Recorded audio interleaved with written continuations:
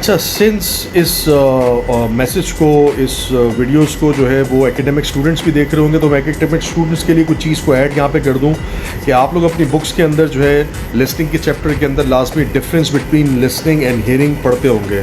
और जब आप ये डिफरेंस समझने की कोशिश करते होंगे तो यहाँ पे ज़्यादातर कैली वर्कपेन जो साइकोलॉजिस्ट हैं at Columbia University medical centre, वो इसको डिफ्रेंशिएट करते हैं through passive reception and at the same time they call this passive reception the sound.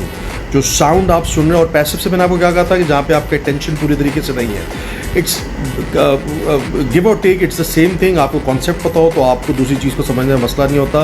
When you hear the word passive reception, reception का मतलब है कि you are receiving a sound जिसको आप सही तरीके से आप डिलिबरेट एफर्ट डाल के सुन नहीं रहे, बस वो आवाज़ आप तक पहुंच रही है और आप सुन रहे हैं, दैट्स इट। आप डिलिबरेट एफर्ट डाल नहीं रहे, क्या आवाज़, कौन सी आवाज़, किस चीज़ की आवाज़, क्यों आ रही है, कहाँ से आ रही है, you not putting a deliberate effort, right. So ये बैकग्राउंड नॉइस कहलाती है वर्ड्स की, जो कि हम लोग, जिसको हम लोग बोलते हैं which we are hearing a sound of something, there is a sound coming, we are hearing it. So when we talk about hearing a sound, that's a passive reception, right?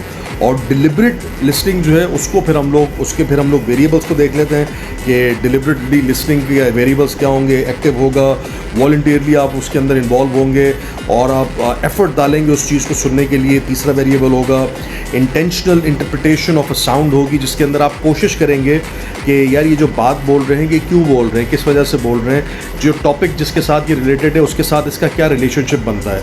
So that's in that's these are the 4 components इनकी research के through जिसको आप listening में लेके आएंगे।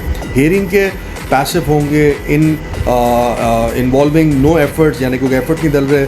Psychological perception of sound होगी। ये सारी चीज़ें जो है इनकी आएंगी हियरिंग के अंदर।